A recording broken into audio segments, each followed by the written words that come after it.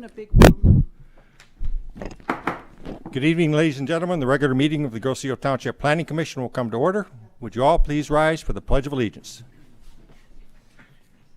I pledge allegiance to the flag of the United States of America and to the republic for which it stands, one nation, under God, indivisible, with liberty and justice for all.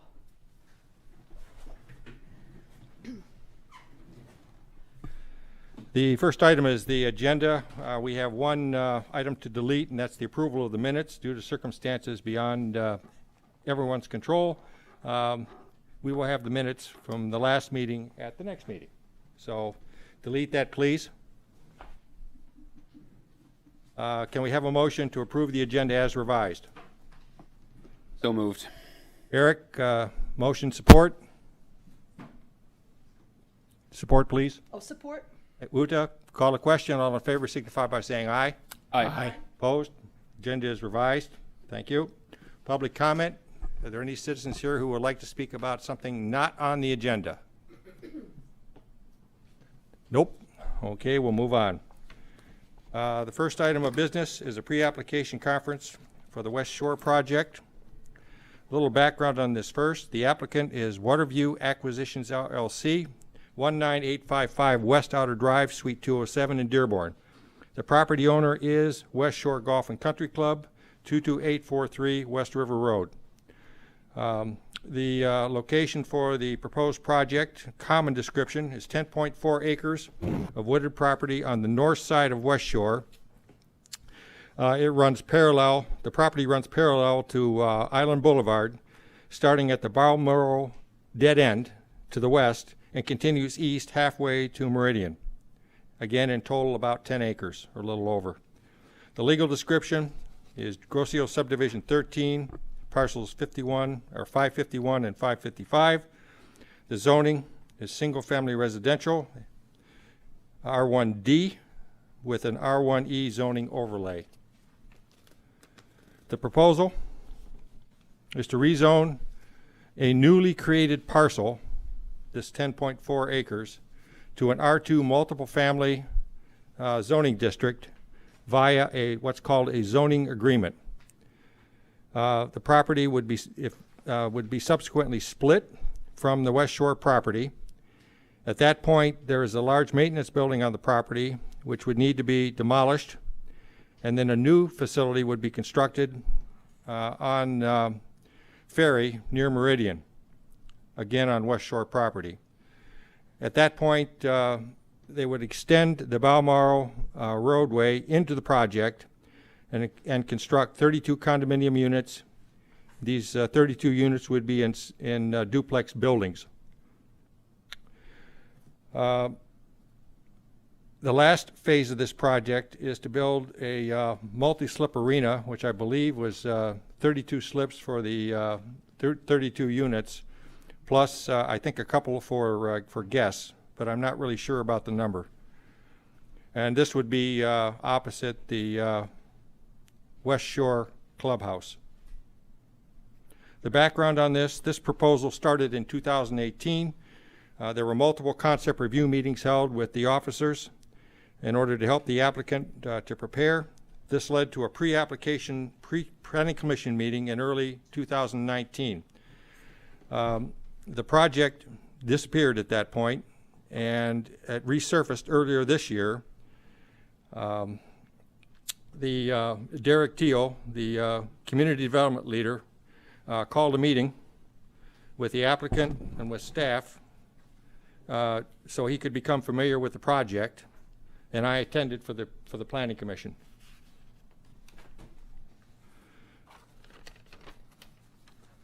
The relevant ordinances here. Article 25, zoning ordinance amendments, specifically section 25.5, zoning agreements. 25.5 is a very good article for you to read. It defines what zoning agreements are, the scope, the content, and the components of it. I'll talk a little bit more about that in a minute as to why we're in zoning agreements portion of the zoning ordinance. There's Article 22, which is special land use. There's Article 21, site plan review, and there are many other ordinances, which I'm not even going to bother to get into at this point because it's too extensive.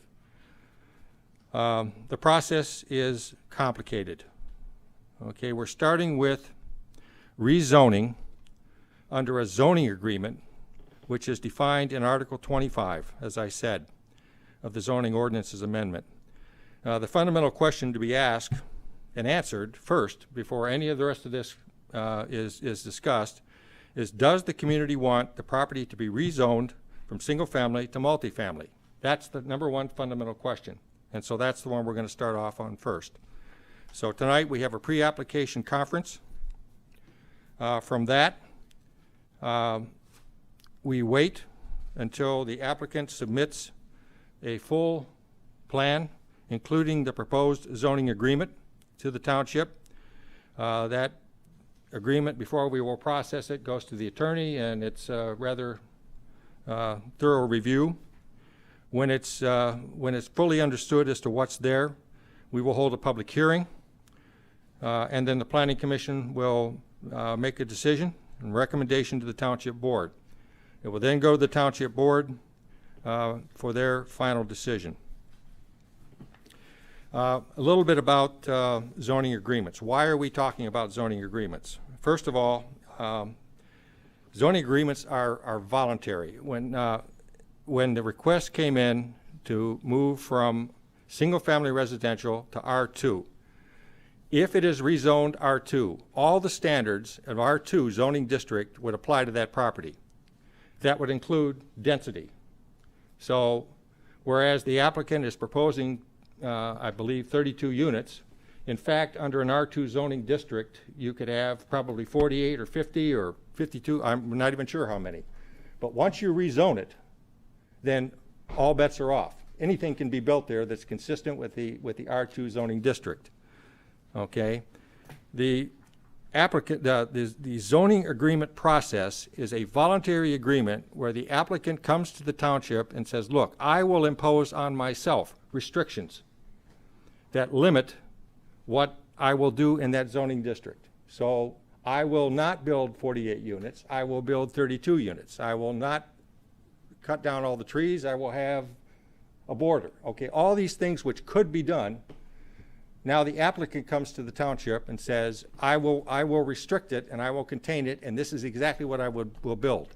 And it's presented to the township, again, entirely on a voluntary basis, as a contract. When the contract comes to the Planning Commission, there is no negotiation. You can't say, well, you know, I will give you conditional zoning approval if you cut it from 32 to 22. You can't do that. There is no negotiation. What you see, what's in that agreement is what you get, or you deny it, one way or the other, okay? But there is no negotiation, and you need to keep that in mind as you're questioning the applicant. You can tell them what you like, you can tell them what you don't like, but you can't put it in the context of coercion. That's not allowed, okay? I must say, you know, this kind of zoning agreement is totally new to me. You know, I've been around for 30 plus years in this commission. I've never seen one. In fact, I didn't even know it was in the zoning ordinance, to tell you the truth, until Brian pointed it out to me. So, you know, this is, you know, new territory. Now, Brian and I discussed training on this, and you got a rather lengthy MTA, I believe it was, training class. It was one of the training courses that had a section on it on that.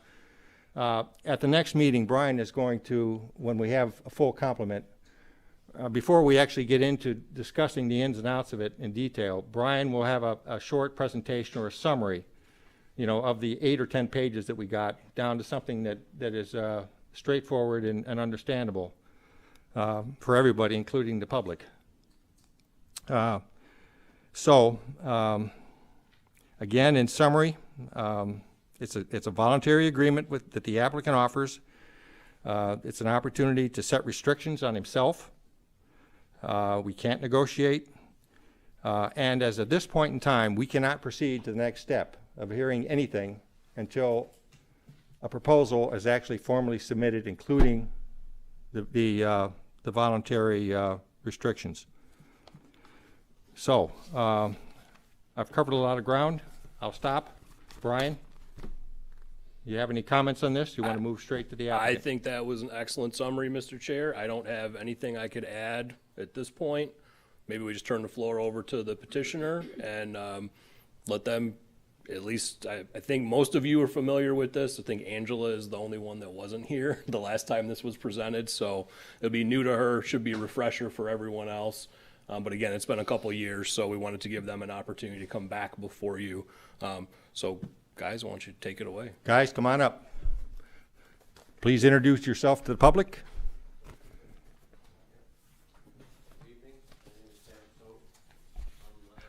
Have we got the microphone going up there, Brian? Maybe the handheld or something for these guys? Yeah, they can't. You got to be close in order to be heard. My name is. Also raise it, and you can raise the podium a little bit. That's fine. Hey, Brian, help them out, will you? I was gonna It's working. It's working. Yeah. We want to make sure that everybody can hear properly. So perhaps the handheld mic would be easiest. Is that up there? No? Okay. Can you hear me now? Ah, yes. Now All we're right. there. Good. Thank Good you. evening. My name is Sam Sobe. I'm representing the investor for the project that the Mr. Chairman spoke about. It's about approximately 10 acres on north end of West Shore Golf Course. Planning to put 32 luxurious condos, anywhere from 1,800 to 2,200 square feet, attached, just two attached to each other, two units attached to each other. With also including with that will be a boat ramp or boat slip for each condo with two, is it two or four? Two transient slips for the West Shore guest, I guess. We've been working on this since 2018, as Mr. Chairman mentioned, and we've been going back and forth, but since the COVID, the last year and a half or so, it's been stopped, but we're back again now. Thank God everybody's okay, and so we appreciate your consideration and working with us on making this project happen. Thank you. Thank you. Good evening. I'll introduce myself. This evening I'll be wearing two hats. So the first hat you'll get introduced to is Mario Ferrante.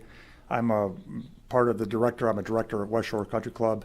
I'm also their chief finance officer, and I'm also their treasurer. So when you want to address me as West Shore, then I'll be speaking on behalf of West Shore, okay? The other hat I'll be wearing is I'm actually the broker. I was asked to broker the deal. I'm a real estate broker, local broker. Some of you know me. I was asked to broker the deal to help West Shore and this potential investor come together with terms. From that hat, from the West Shore hat, we're looking forward to the project. We would like to put a state-of-the-art maintenance center at West Shore. And we also would look forward to having a marina at West Shore. We also would look forward to having those condos, which will have some type of membership privileges, which will allow us for more membership and stability at West Shore. I think in terms of the project as a whole, having a condo project that's on a golf course and has condominiums is probably something not seen in the local area. It's probably going to be a preeminent project in the state of Michigan. It's hard to find something like that. You might find it up in Traverse City or Petoskey, but here locally, downriver, I don't think anyone has that project. As John said, your chair said, it will be a complicated project, but I think it's going to be a successful one.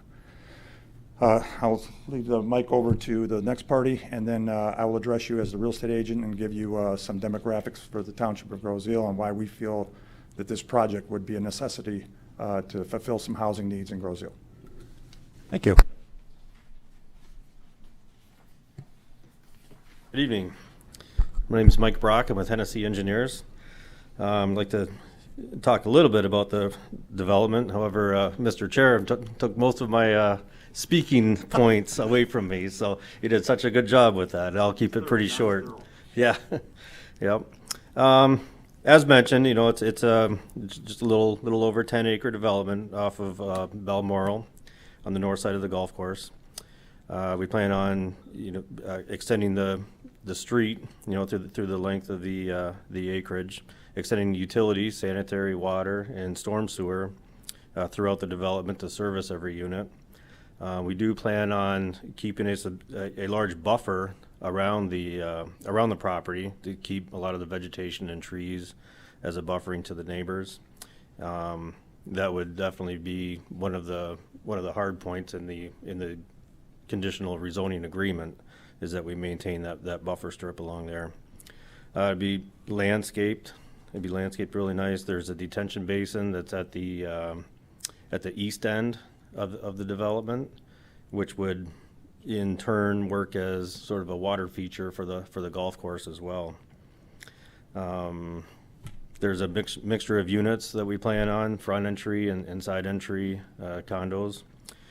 And I guess I'd like to talk a little bit about the process, which has already been spoken on, but I kind of see this as kind of a four-step process. The first being the actual conditional rezoning, because without that, it's kind of dead in the water. So that would be the very first process. The second would be the site plan for the development. It would be a whole site plan package, because that would have to be approved by the Planning Commission and the township as well.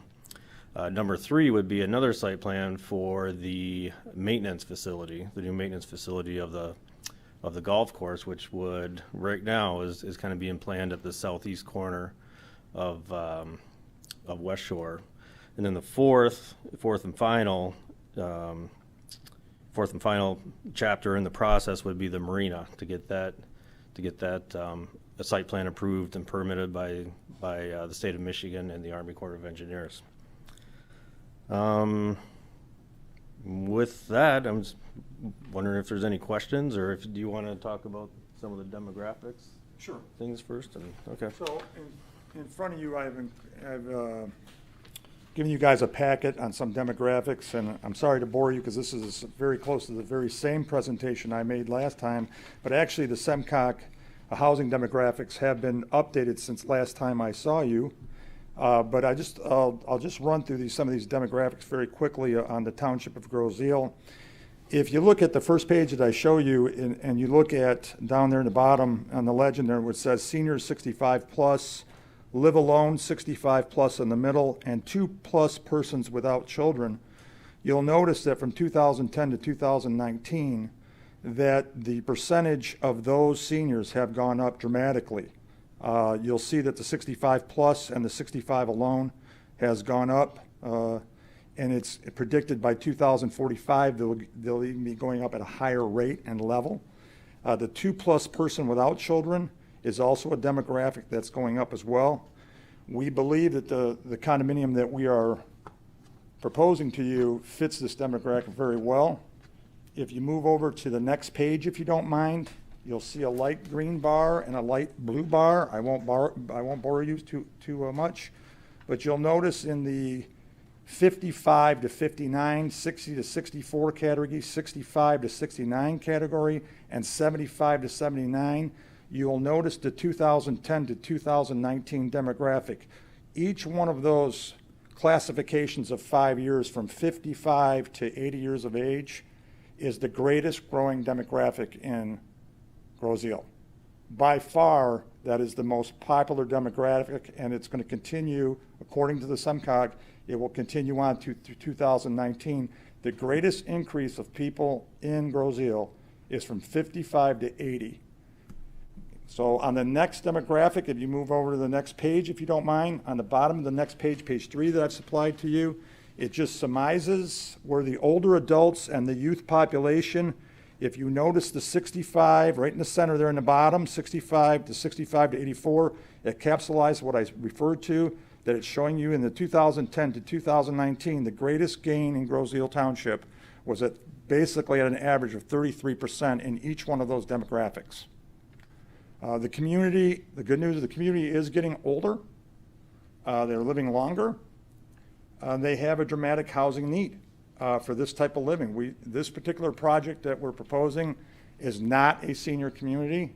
However, through financial restraints and other economics, it is going to be it's going to be marketed for an older population that still has an active lifestyle.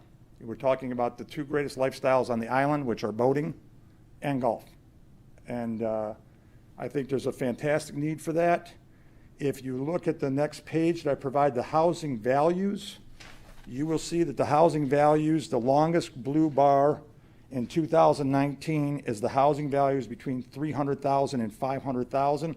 By far, that is the housing values that dominate and is the meridian and the mean of Groseal. They dominate this island in terms of propensity, and they dominate this island in terms of the houses and the price range that people want to spend. Our condo project is targeted right within that demographic. We're looking at something approximately 375 to 425, and it smacks right into that demographic.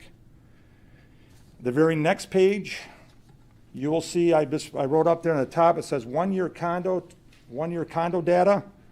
This is very similar to the last presentation I made. From year to year, Groseal basically sells somewhere between 52 and 60 units a year.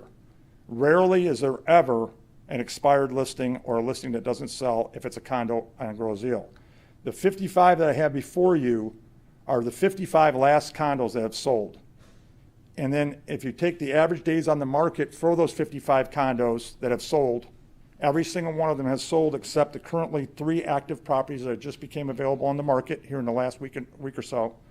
And every one of those that have sold, their average on the days on the market are about 25 days, which is a very extremely strong market. Now, these are condos that have first floor bedrooms, upstairs bedrooms, colonial townhouse styles. If you move to the next page, I've broken down those 55 condos to condos that are larger, closer to what we're building, and are more similar to what we are.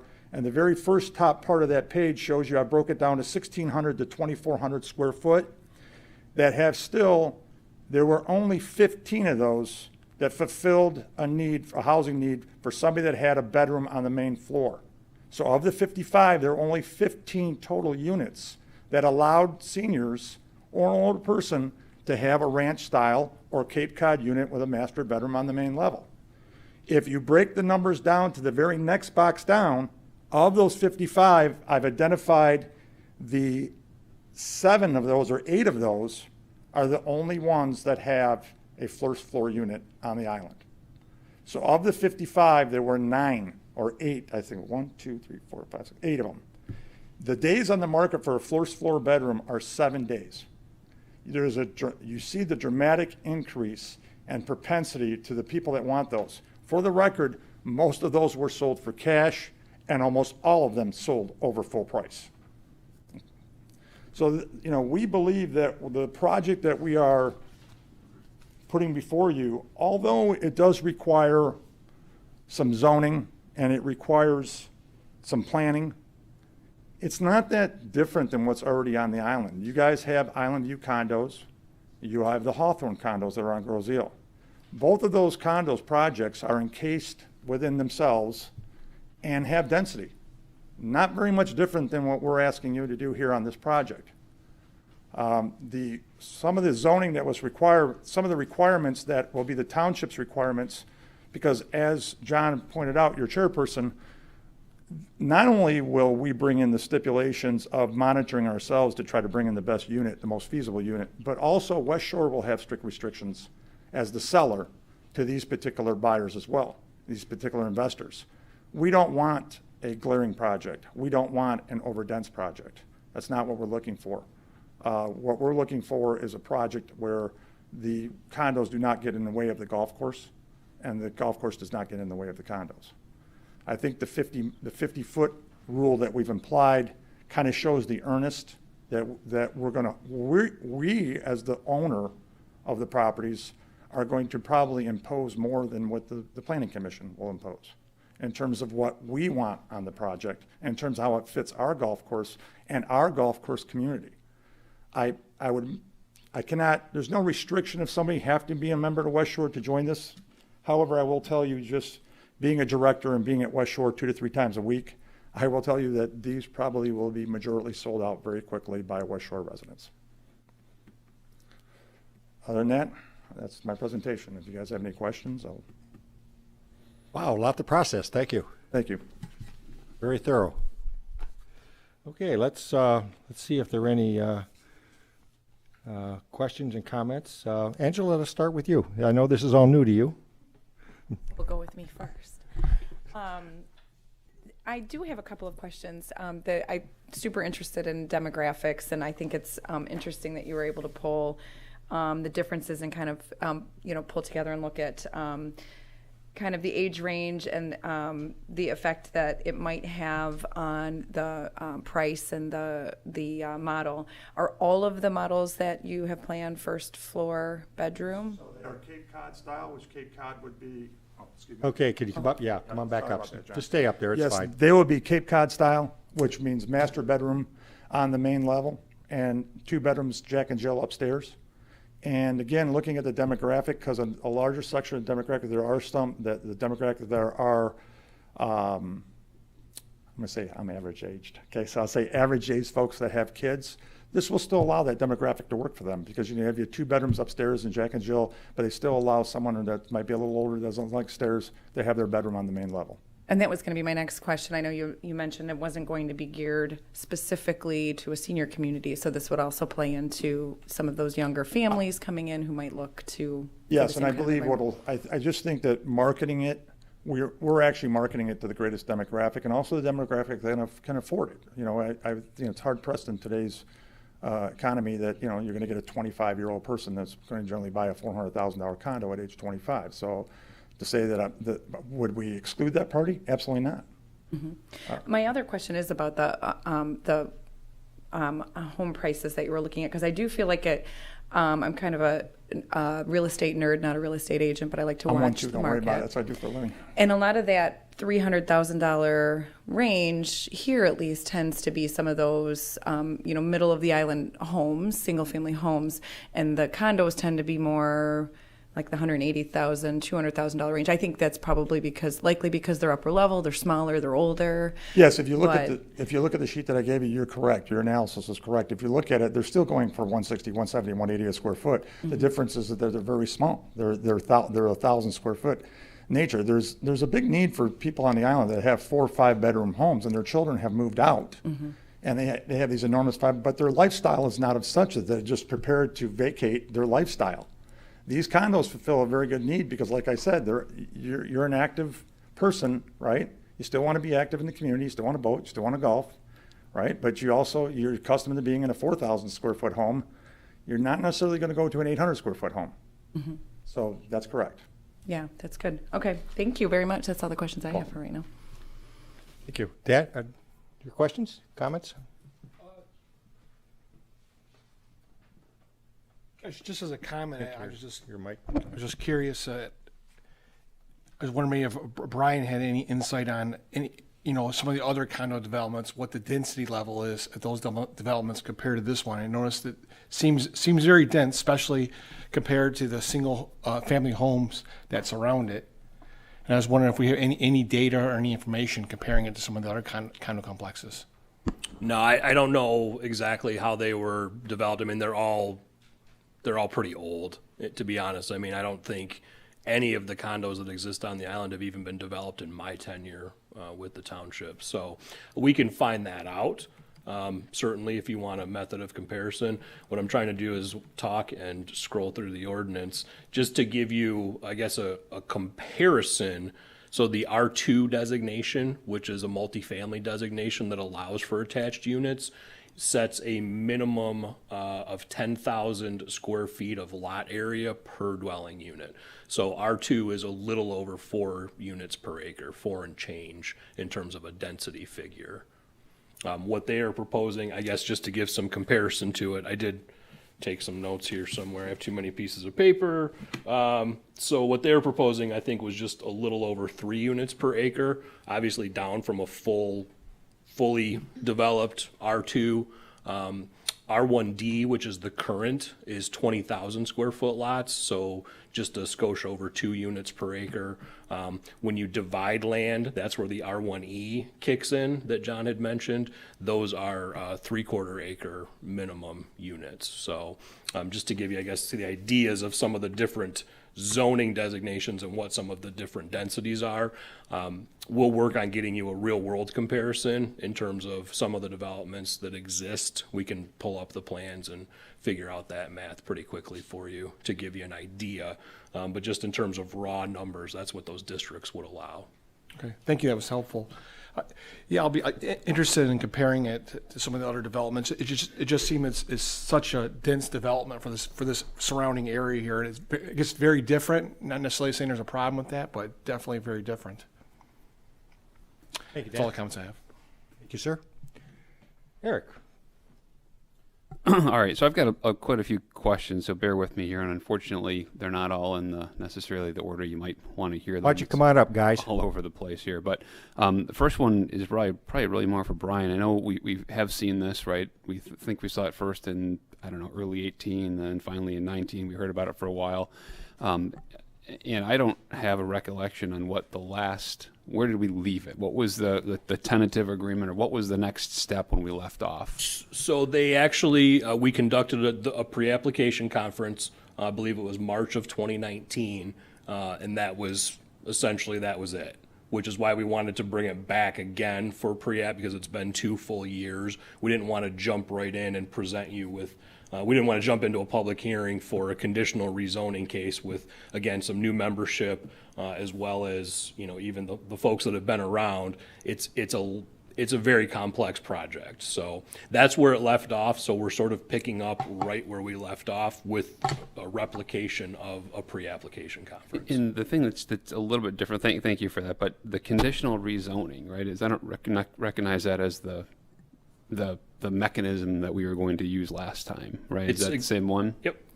All right. So the question I have there then, and I know John had said once we walk away from here, there's no negotiations on the contract, right? So what does that mean? That means that if they come with a new contract and we say, oh, no, I like everything except for 0.5, I'd like 0.5 to be X.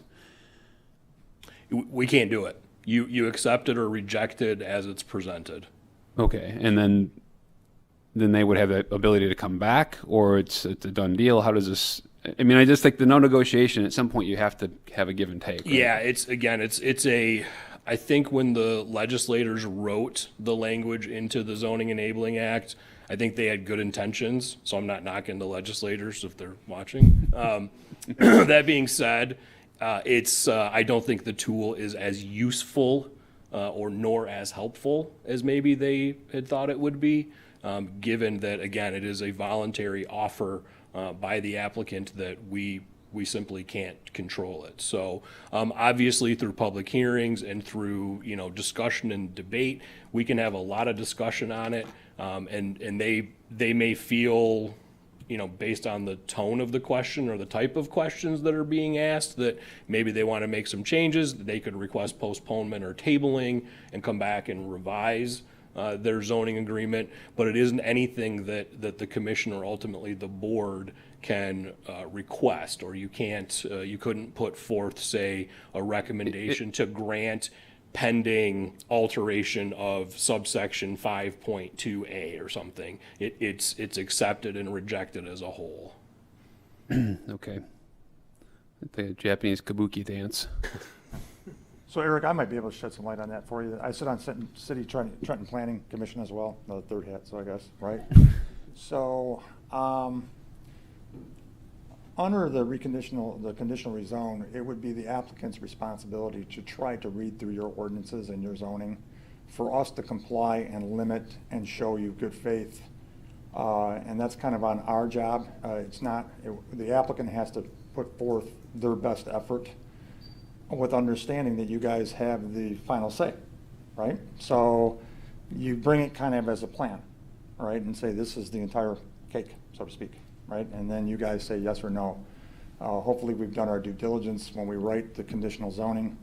It should probably be somebody smarter than me that writes it, okay? And that brings it to you, maybe a zoning attorney that writes a manifest of that type. Those are very smart people that know how to do that. And when they do that, they take into effect your ordinance book. They take into effect your zoning book with the understanding of the spirit of your zoning. And that's how they attempt to write those zoning condition agreements, as John said, so that we take away the most amount of problems that there possibly can be. So when you're looking at it, that you feel comfortable saying, yeah, that's a good project moving forward. Thanks, Mario. Cool. Okay, so next couple I think are less process oriented and more project oriented. And we haven't had a whole lot of time with the deck this time. I know we've seen it before, but it's been a while. Just a couple questions. So the buffer zone on the north, I recognize keeping the separation from the existing residences. The buffer zone on the south, I didn't quite understand why that's quite so large. It seems like you'd want these to have golf course access. On the elevated state, yes, and again, going back to what West Shore likes, we would like to keep the buffer all the way around. The developer understood that when we sold him the property. We would like to keep the trees and the perimeter all around and kind of encase the project within those trees. Unit type, right? So it looks like they all have 2-car garages. Not overly happy with how much frontage the garage doors offer, but no room for golf carts in the garages? Are they extra deep to accommodate a golf cart or a golf cart port? Don't know that, Eric, to be honest with you. I'm not the project manager. The project manager is right here in terms of the final. That's open. That's why we. Come on up to the mic, please. That's open, actually. That's why we said the unit is going to vary from 1,800 to 2,200, and that's really up to the buyer when they buy the property, and we can build it to their spec. So then along those lines, is this a sell them all and build them all at once, or is this going to be a, build spec ones, or are they all going to have to be custom before the first one goes in? How does that plan look? Probably we build two different types, maybe at the beginning, maybe one 1,800, one 2,200, and we'll go from there. But to be honest with you, we haven't even talked about this. There's over 22 units already been spoken for, and we haven't even got any approval for that. So that's how the demand is for this type of project is in this area.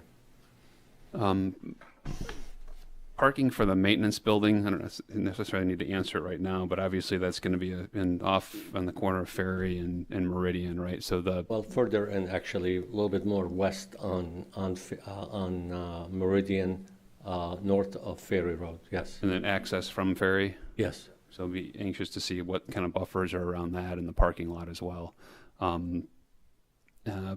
Back to the phase one itself, the parking for the guests, right? It looks like there's, maybe you've got one room for a car in your driveway, but there's nothing else, and there's not a lot of room on the street, right? How do people, if you've got a dinner party with 5-6 people, how does that accommodated? Well, I guess we have the same problem. I live on Island Drive, so when I have guests, they park everywhere. So I mean, that just goes the same with everybody else. Yeah, and the way it's set up, there's room for 2 cars in the garage and 2 in the driveway. The road right now, I believe, is 27 feet wide, which normally allows for parking on one side of the street. Yes, that's as I say. Is the road, and maybe just because of the scale of the drawing, looks very narrow. Yeah, it's 27 feet.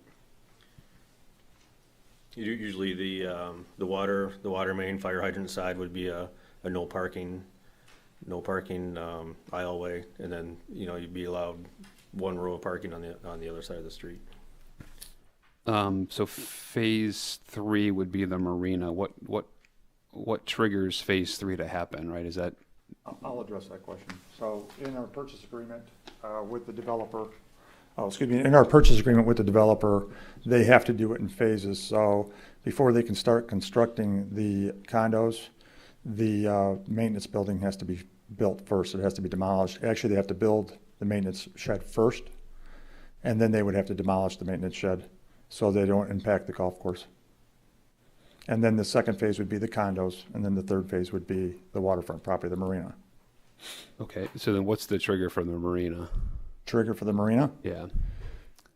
You know, I don't have any say over how the developer, at the rate the developer puts it in, but I don't know why the developer would not start, you know, as soon as the maintenance shed is built, there's no reason why not to start on the condos as well as the marina. I don't see a reason why they wouldn't do both at the same time. From the seller's point of view, contractually, they cannot do that until our maintenance shed is built completely. And then they demolish the old And maintenance then shed. what's to keep the developer from saying, hey, I got my condos sold, I think I'm just done with this project and not going to put the marina in? I think price point would have a lot to do with that. No, the developer, right? He or she sells the condos, and then before they put the boat marina in, then they walk away from the project. Well, what would prohibit them is that they're not going to acquire the waterfront property. That's on separate. That's separate lots that don't have to be split. That have their own tax RD parcels. So we would never deed them the parcels unless they were going to do the project. I can add a little bit to that as well. You know, I believe the intent would be to get the site plan approval for the condo development, and then get the site plan approval for the maintenance building. Then after those site plan approvals, we would go into some detailed engineering and construction drawings and permitting. And I believe the intent would be to get everything permitted all at the same time. The marina, the condos, you know, the water main, sanitary sewer, all of that. And then depending on I guess construction sequencing on when they would want to construct their marina. But the intent would be to get everything permitted at once. Yeah, I just want to make sure that there's, you know, if the whole package is you know, approved as a package, that it doesn't later on get split up. We liked phase 1 and 2, but now we don't like the marina anymore, so we're just going to walk away from it. Yeah, and that can be you know, that could be a part of the conditions in the rezoning too. That way we'd be tied to it. Then on the marina, the size of the boat wells. I think up to 30. Maybe. Yeah, 30 feet. Yeah, I don't have those with me right now, but To accommodate a 30-foot boat. Yep.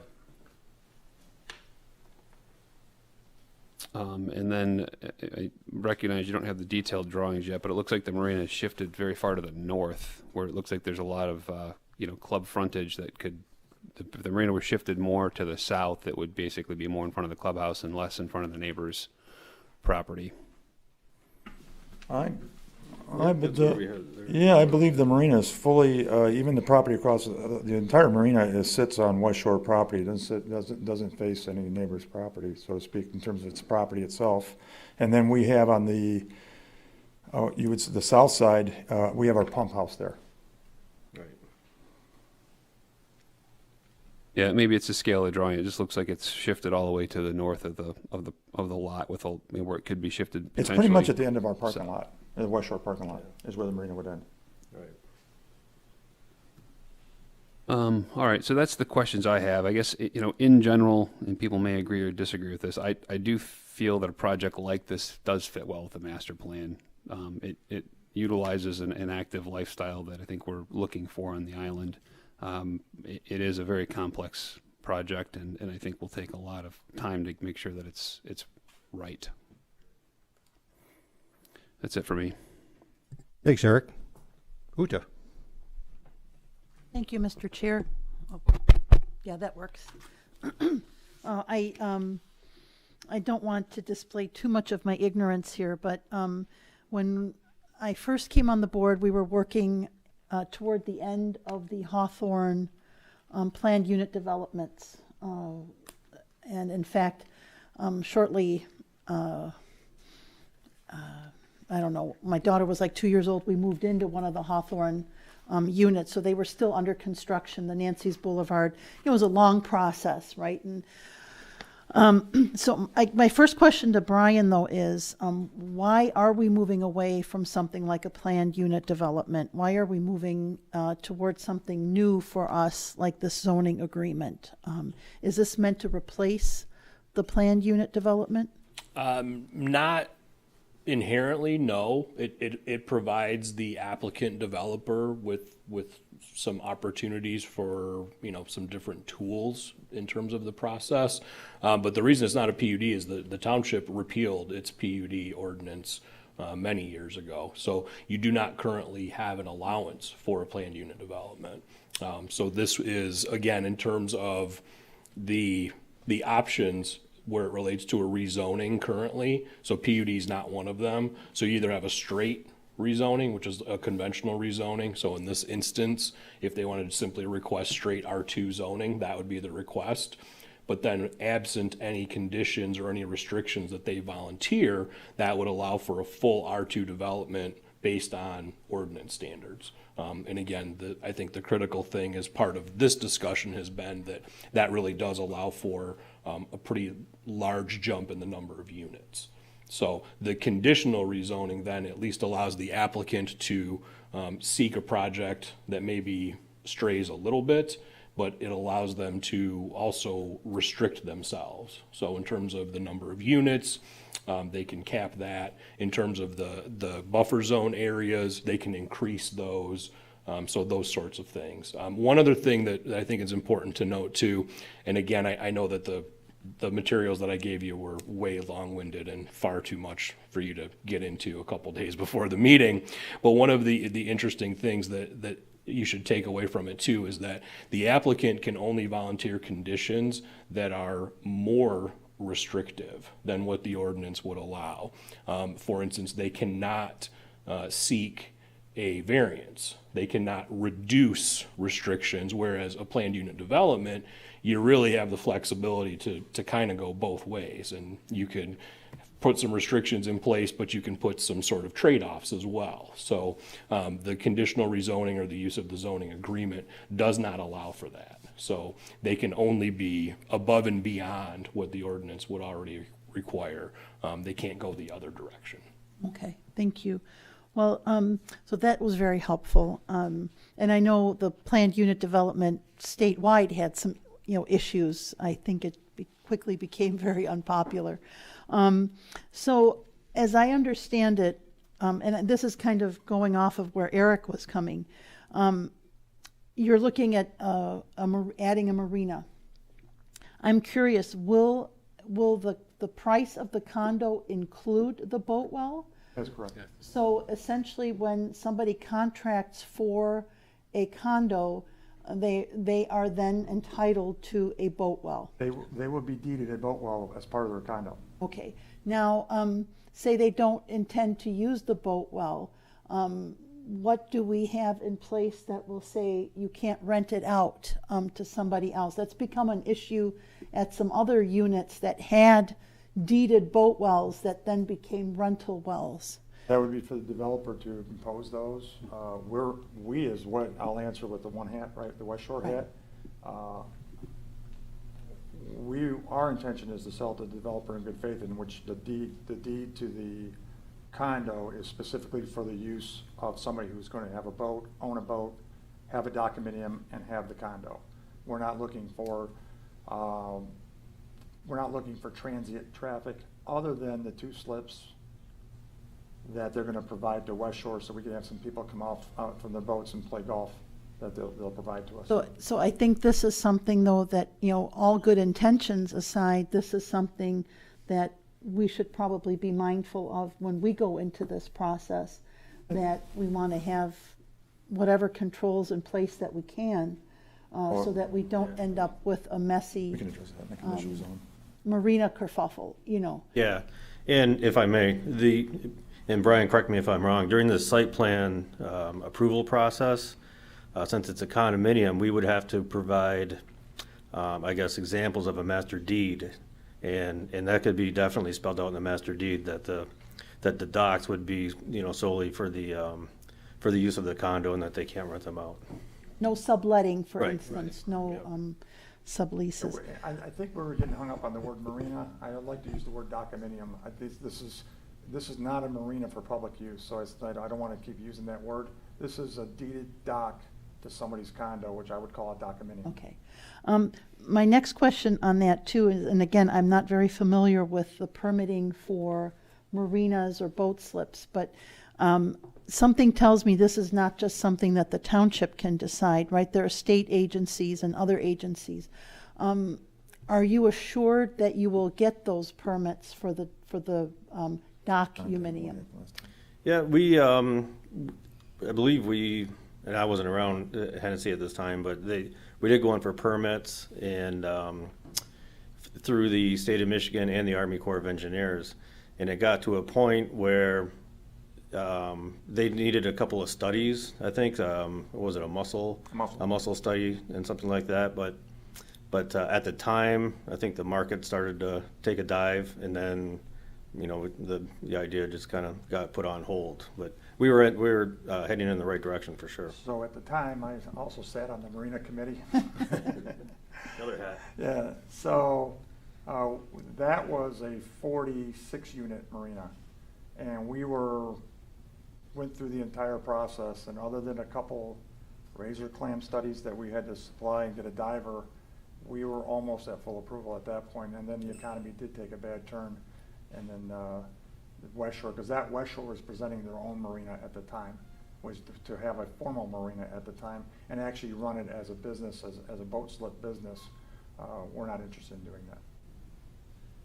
Again, the concern is that, we'll move ahead with certain steps of the project and then hit a wall with the for lack of a better word, a marina component. Sure. And I would hate, for instance, to say what would happen to the project if, for whatever reason, you could not get permits for the marina. Well, it's a three-prong. This is based on our purchase agreement, and I wrote the purchase agreement. It's about 50 pages. Excuse me. So this is a three-prong approach. It's three legs to a stool. They need all three legs to put up this development. Two legs of the stool won't stand with West Shore. Is that the best way to answer that, I think? Okay, so in other words, if the marina leg falls off, the project basically goes. I don't know if the project goes thing, but it would be a different negotiation, different terms, different everything, and it would be a different project that we're It presenting. would be a different project. That's correct. Because like Eric, I do think there is, a need for this kind of housing. I was a bit sticker shocked at the price, though. Being a senior who will not be in that price range, I was kind of disappointed, let's say. But again, I know a lot of people in the community who are looking for this kind of housing. Just because you're downsizing doesn't mean you want to give up certain things. Okay, I think I have, I think that covers my questions. Thank you. Thank you, Uta. Mr. Chairman, can I Yes, just, please. Yes. Uta sparked a question, and I'm not sure if this is probably more for Brian. With the development, right, and whether it's conditional zoning or whatever you want to call the rezoning of it, we got to be careful of what could happen, right? And, one of the things that kind of popped into my head is what if the condos turn into, God forbid, mobile homes or something like that, right? I mean, what keeps that from happening in this zoning district? Well, R2 does have building and architectural requirements in terms of a zoning district. So you have an R4, which is your mobile home district. So it's two different zoning designations. Okay, so this would be single family. It would be, we would Architectural consider, standard right, it housing. depends on how you want to look at it. There's two terms I would use. One would be, it's either multiple family or it's attached single family, which is kind of a more common name for this type of product. So they're 2-unit buildings, basically. Thanks. If I can add to that, some of those items would be spelled out in that conditional rezoning. So it'd be almost a contract between the developer and the township at that point.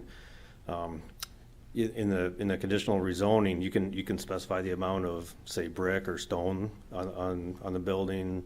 What kind of building it is, what style, those sorts of things would all be part of that conditional rezoning. Yep. Thank you. Just as an additional note, from the literature that Brian provided, one of the things that was an element of conditional zoning was the fact that drawings and exhibits and details and blueprints and all kinds of things become attachments or can become attachments if the applicant so chooses to make it, as a way of eliminating uncertainty. And I would suggest that would be more inclined to be favorably reviewed, if that was the position that you took. I think that would be the position we would take, John. Just a couple of points here that, building off of what others have said. About what was it? Last year about this time, we were dealing with an expansion of Hawthorne, where the three properties, 3 lots adjacent to it, were going to be rezoned to R2 to allow the expansion of Hawthorne to move to the north along the golf course. And one of the elements in that was guest parking. And in that plan, the developer actually set aside, I've forgotten, Brian, maybe 6 or 8 spots that were central to the facility, or to the area that was going to be constructed, to address exactly the concern that Eric raised. And I thought that was an excellent idea on the part of that applicant in order to answer the question that the Planning Commission asked. I'll say no more on that. I am a little concerned about neighborhood impact relative to timing of construction. If 22 of the 30 some odd units are sold, that would imply that they are likely to be built at approximately the same time, and others aren't. And is the construction period you're envisioning 1 year or 6 months or 2 years, or what is it from the time that you put the first shovel in the ground to the time where you say, gosh, we're done with the 32 units? Have you have a sense for that? I would say about a year and a half. That's to be more really. Okay, a year and a half. Yes. All right. If I could just add to that, it's going to take some time to put the utilities in, the storm sewer, the sanitary sewer, water main, the roadway, landscaping, and then, once that's in approved, then you can start going vertical with the buildings. So it's a year and a half after utilities are in? No, it's probably all together. Altogether. Okay. I am sitting here thinking about ways that neighbors and truck traffic and street cleanliness, while the construction is going on, is going to be managed. And if I were a neighbor sitting here, I would ask those very questions. Is my street going to be at the end of this project all rutted and tore up from all the heavy construction trucks? Is it going to be loaded with dirt and silt and crud that came out of the mud pile, from the construction area? Are the trucks going to be rolling through at 6 a.m., waking up my kids before they go to school? Okay. Is all the truck traffic going to be run down my street, or is it going to be split up, among the areas, since there is only single access from Balmoral?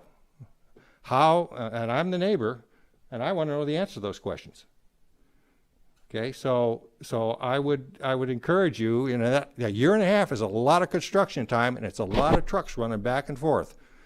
That is a serious issue, and one of my concerns, and I think I may have expressed this in one of our many concept review meetings, was the fact that the golf course doesn't pay any of that penalty. West Shore pays no penalty for that construction. And I, in our earlier discussions, I threw out the idea that you ought to put in a temporary road where the construction and the pain and the suffering associated with all that truck traffic is borne by West Shore, not borne by the neighborhood. And there was no response on that, and I'm not so I'm sensitive to that, because those are the people that are going to see it. Now, again, these were topics we talked about before, but I certainly would expect that the neighbors are going to want to have clear answers to that.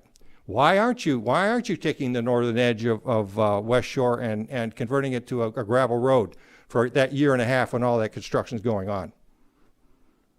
Because it interferes with the width of a fairway? Well, excuse me, not too important in the big scheme of things. That's something that we can definitely take a look at. Well, I've raised this issue before, and again, this is not coercion. This is simply pointing out things that we've talked about in the past. You have to think about what's going to happen to those neighbors. Mr. Chair, I just want to chime in because there's a development near where one of my friends lives, and that has become a major issue. And they ultimately did put in a construction road, construction entrance that circumvented the neighborhood. And I think that's a really, really important point, because if you look at Balmoral, it doesn't have direct access from West River. It's a narrow road. Island is a narrow road.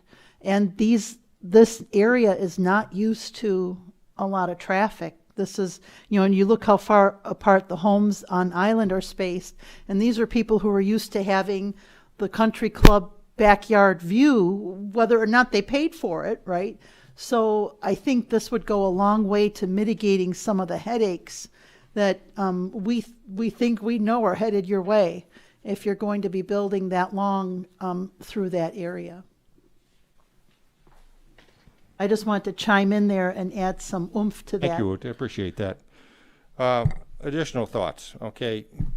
In our numerous concept reviews, I think you received from Jay Frucci and Jim, numerous comments about the content of what's there, and I see a lot of that reflected already, and I'm not even gonna talk about that. I have to say, okay, I am skeptical about the marina. I'm skeptical about the marina because I've been here 30 years and I've seen the marina pop up and disappear, okay? And I don't like the concept of phase 1, phase 2, phase 3. Why can't the marina be built at the same time that the condos are going up? Nobody said Okay. it wasn't going to be. Nobody said that. Well, I'm here, your drawing says 1, 2, and 3. Well, For us, when you tell us there's that, three different okay, applications. maybe we're talking about differences in language here. Okay, when we see a project that says phase 1, that tells us that this is going to be done. It's going to be done first. Okay, then the next thing comes along, phase 2. We just got done approving a phased project down at the airport for the new storage facility. It was clearly laid out on there. We're going to build phase 1, and here's all the buildings. Here's phase 2. Here's this set of buildings. We're going to do this maybe 2 years later. All right, that's what we understand when you say phase. Phase 1 is the shed. That's number 1. Okay, has to be done. Actually, we cannot have anything with the contract unless we build phase 1, which is Okay, but time out. That's not true. It's not true because the marina is standalone. No, let me finish, please. Number 1, we have to build the shed for us to be able to claim the property. Otherwise, we can't build on the property because that's part of the property. The existing shed right now is part of the property. So phase 1 has to be completed and operated. Then we could tear down the shed, that existing shed right now, and then we can continue on. We could go on with both phases, phase 2 and 3, at the same exact time. We're not gonna separate them from each other. If that is what you intend to do, then that is what you should clearly say in your communication. Okay, I've heard the concerns about the marina. The marina, all of a sudden, now all the units are sold. What is the incentive? What is the incentive for the developer now to say, look, I'm going to give you back $20,000, no marina, to each $20,000 to each of the owners. We're not going to put in the marina. The developer walks away, or the owner walks away with a whole lot more money.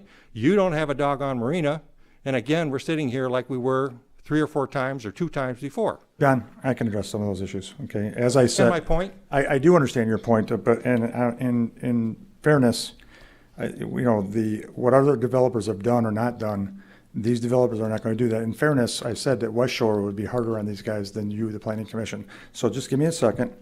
What I'd like to say is that I said in the previous conversation, I said that these guys will not get the land or do anything until they build phase 1, because that's where they're getting the property. They get the property for the shed. They don't get the waterfront. That comes with a sizable amount of cash, which has to be closed. To answer your question, in order to close with that sizable amount of cash where the waterfront property comes from, I don't think that they're going to bring a sizable amount of money not to build the marina. The shed is the trade-off for the land on 13. The money is the trade-off for the waterfront property. They're simultaneous. And what I said was that part of this three-legged stool is they have to build all three legs.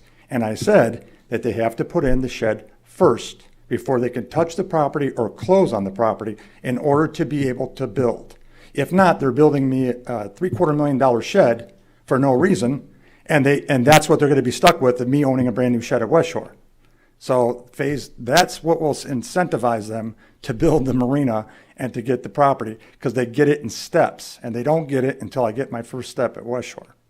But even your drawing shows the shed as phase 2. The map that you gave us. I did not do the drawing. I assure you, I wrote the purchase agreement. This is the way and if you wish, when I come to the next meeting, I will share the purchase agreement and the phase in the purchase agreement that does spell out the language that John's referring to. May I, Brian, may I ask a question? In the conditional zoning approval, can an element which is not part of the property that's being rezoned, but yet is part of the project, be included as an element in that conditional agreement?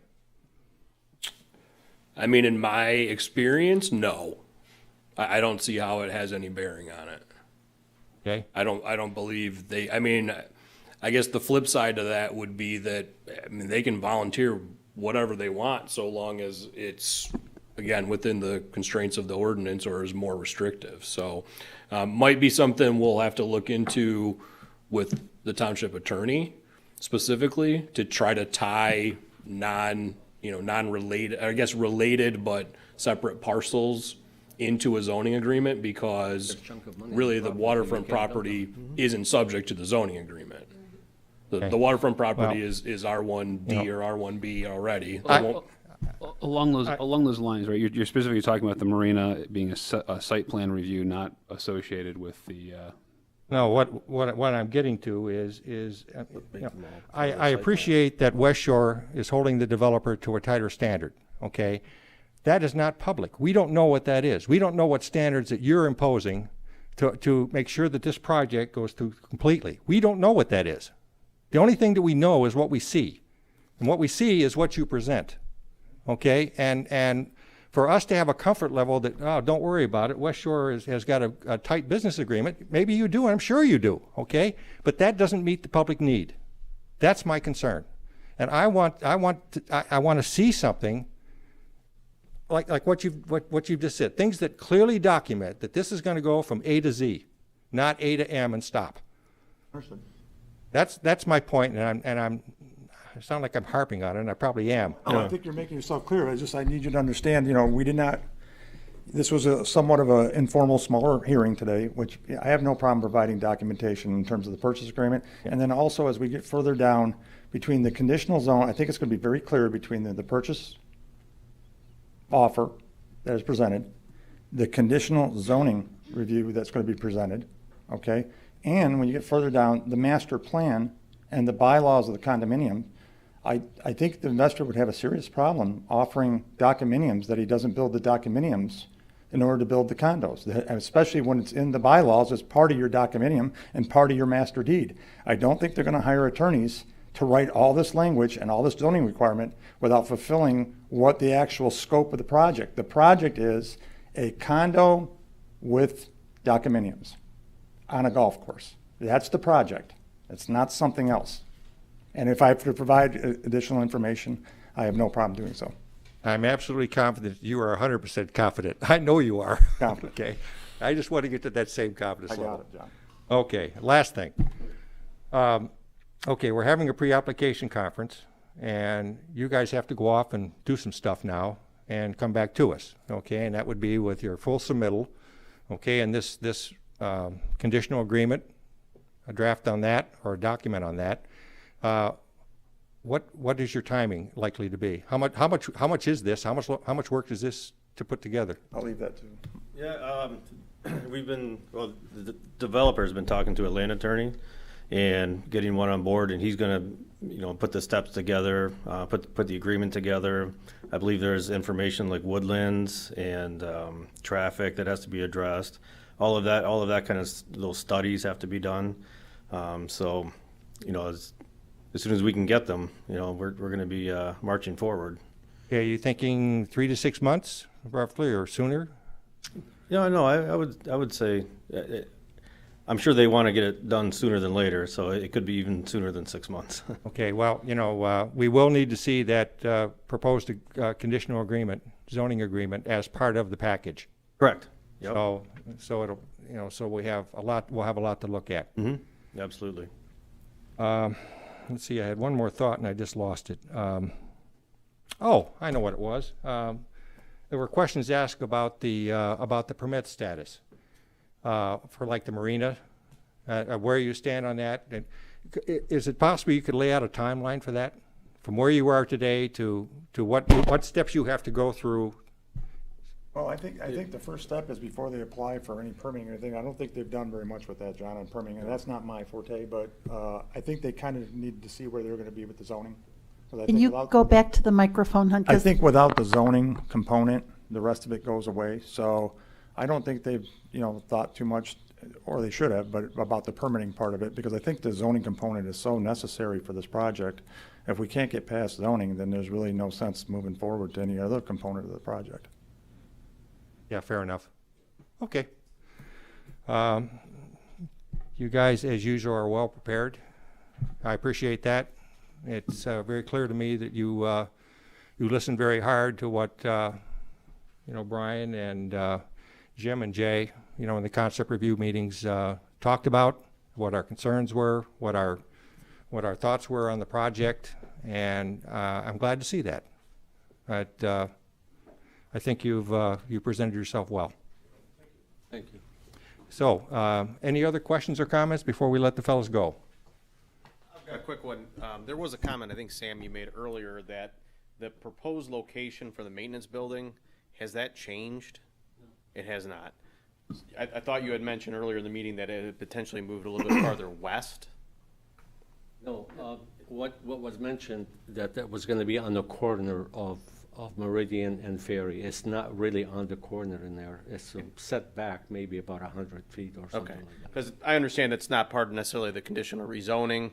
It'd be part of your site plan. But I did hear some comments prior to the meeting about the visibility of that maintenance shed at that intersection and the unsightliness of things, and whether there was the possibility of being able to move that further down Ferry, closer towards West River Road, maybe in the middle. Well, the unfortunate thing over there is no sewer in the whole area. Okay. So to get the sewer all the way to this area is very, very costly. So it's an issue of utilities for you, moving it down that direction. Okay. So, because the scale of the drawings are, everything looks so tight, but I just wanted to put some dimensions in this. So when you're talking about like the maintenance shed over there by Ferry, that's from Ferry Road to the actual golf course till you get to the white stakes on the golf course. You're talking about 350 feet. You're proposing a 5,000 square foot maintenance shed, 50 by 100 at its width, so 50 foot of width, and you have the parking lot that has to go with it. So, we at West Shore would also like that encased as well. I don't want to see the maintenance shed from the Ferry Road side, and I don't want to see it from the West Shore side. I will tell you an interesting thing, though. It does work out because it comes out like on number 16. If the part of the plan is that we've asked the developer to do for us, we don't like having Scotty's potty sitting on 16, so we would ask that they would build a little structure off the maintenance shed and make his and hers bathroom, or a restroom, as they say, so that it's accessible with a walkway directly from 16th. Good. And that way it's just a little classier with a roof and an actual restroom, as opposed to having a porta potty sit there every time somebody drives by on 16, right? You got a porta potty, green porta potty sitting there. So we've taken into those type of things as well for aesthetic purposes. Just thought of another question. The existing maintenance shed, there's kind of like there's the building, and then there's an outside storage area where you've got different piles of things, rocks and dirt and whatever, mulch. Is that going to be part of it too, or is? Yeah, he has to provide this. West Shore is about 100 years old, right? So the existing maintenance shed really would not conform to anything. I think what you guys should think about is probably what you did over there at the other golf course, the 9-hole golf course on the city property. Their new maintenance shed was in maybe the last 7, 8, 9, 10 years. Something that's clean, looks respectable, something of that nature is what we're looking for. We're not looking for what's currently there to be moved. Gotcha. All right. Okay. Thank you. Yes, Dan. One other question for the applicant. Where is the proposed parking for the marina?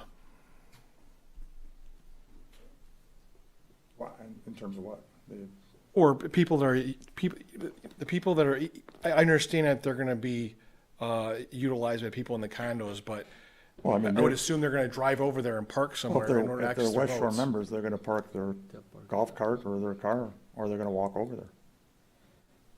We got plenty of parking lot on the other side of the road. So the parking lot's going to be shared by everyone golfing and by people utilizing the All right, marina? we're gonna have to have a joint agreement on that, but if they're West Shore members, a member's a member, they're allowed to use the parking. Okay. Any other questions? Any comments? Gentlemen, thank you very much. Thank you. Have a nice evening. Okay. Back to the agenda, the famous chair's report. Brian, would you update us, please, on projects? Yeah, for sure. We do have a few things that we've been working on to just give the commission kind of a high-level overview at this point. There's a handful of ordinance amendments that are in the works that we'll be working with the ordinance subcommittee on, as well as staff, and we'll get those in front of the full commission, kind of our normal process. When drafts are ready, we'll bring them forward for discussion, obviously before we jump into any type of public hearing situation.